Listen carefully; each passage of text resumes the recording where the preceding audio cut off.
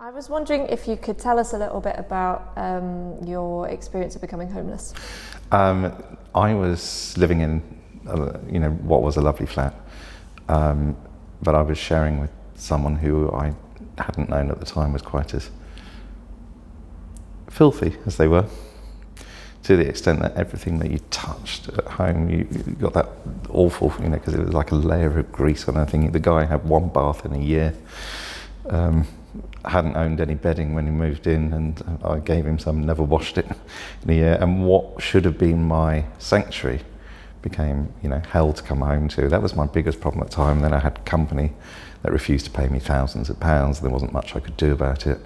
And then things with my girlfriend started going wrong, and I basically started suffering very badly from depression, and I couldn't see a way out, and I took an overdose. Fortunately, I should say, I woke up the next day and went to A&E, and I was admitted into Newham Centre for Mental Health, where I spent 4 weeks. But I knew that there was no way I could go back to where I was living, because I would just, get ill again. And then became the complicated process under the old rules that I couldn't get somewhere to live, because officially I had somewhere, and then the hospital telling me, you've got to get somewhere, otherwise we're just going to discharge you. And I found a room for a month in Forest Gate, which I was able to afford for a month. And then after that, when that came up, I ended staying in backpackers hostels, but they got increasingly expensive. And it wasn't a very, and you're paying almost the same as a hotel or a cheap hotel to share a room with 11 other pairs of smelly feet. And it's not a good environment long term. And eventually I went and bought a tent, and I spent nearly 2 years in Wanstead Flats. Wow. And in the meantime, my faith's very important to me. I was doing a lot of volunteering with that, ironically with serving breakfast people who were homeless, if you like. And I then started volunteering at one of the night shelters, the churches in Stratford, St Paul's in Stratford. And actually, when they became aware of my situation, they were able to make a referral to Anchor House, which, took some time. But as things, play out, it was the day I got the phone call from Anchor House was the day I got the visit from the Rangers in Wanstead Flats. And so in a short space of time, I was able to move in here, which was great and a great relief. And when you were volunteering at night shelters, were you quite open about the fact that you were homeless, or is that something you kept to yourself? I was open, yes. And again, some people found it very hard, because I managed to keep myself clean. I'd always go to the laundrette. I had a Healthwise membership at the Aquatic Centre, which meant I could go in there and shower every day, and as well as swim, and still go to the laundrette. So outwardly, I didn't have what people think is a typical image of street homeless. Mm. But I suppose technically you were, if you were living in the tent. Yeah, you are, yes, yeah. But you say you felt like you were more in control of your life at that point. Yeah. And how do you think it affected your mental health and your depression and things like that while you were living in that tent? Strangely enough, mine improved. And because, that there was always the worry every time it came out, is the tent still going to be there?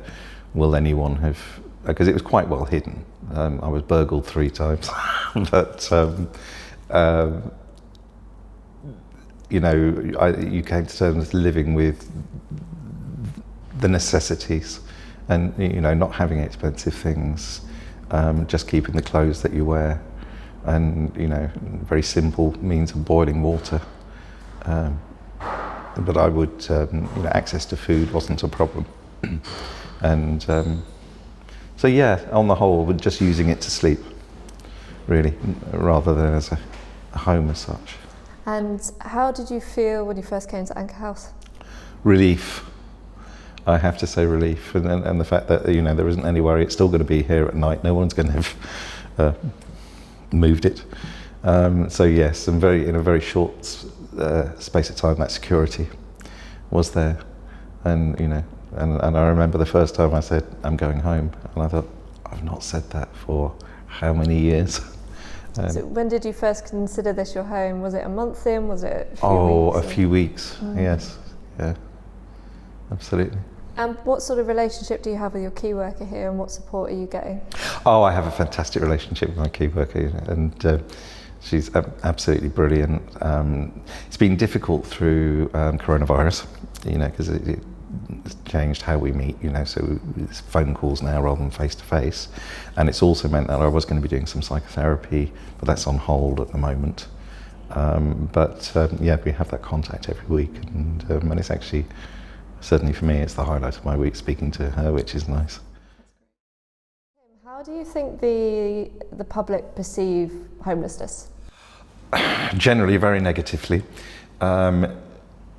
I did a presentation on homelessness at a church in Forest Gate, and you know, and in my research for doing that, it's quite shocking that for every person that the public will see as homeless, you know, there's another 7.5 in a tent or a garage.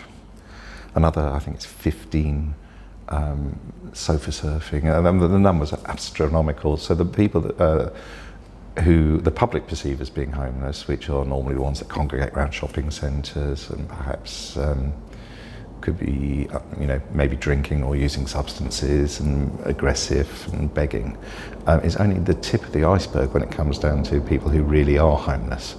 And there are people who are working and homeless, nowhere, staying in hostels. It is, you know, a massive problem, and it's getting bigger. You know, people are still being evicted. People are still wanting to increase rent. You know, and pricing people out of being able to afford to rent. If you could say one thing to the public or people living locally in Newham about homelessness, what would you want them to know? I would say that people can become homeless for any reason. It is not a personal failing, and it is not necessarily their fault, you know, and it can happen to anyone. It can happen more increasingly to people. You know, you're only one paycheck away from being homeless these days. Be a bit more compassionate, you know, help organisations where you can. And what are your sort of hopes and dreams for the future? What are you looking forward to? Gosh, doing more and more volunteering.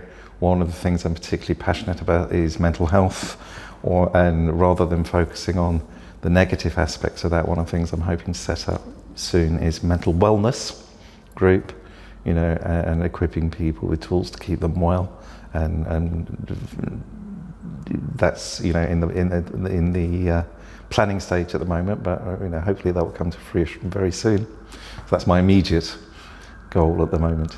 Brilliant. And you mentioned yourself that you've struggled with your mental health in the past. How do you personally deal with that, and how do you ensure that you are keeping on top of your mental wellness? Checking in with my key worker. That's the great thing, and it is a good thing where we check in every week. And you know, this morning, and I was able to discuss something with her, which the old me, it could have become something that was a problem.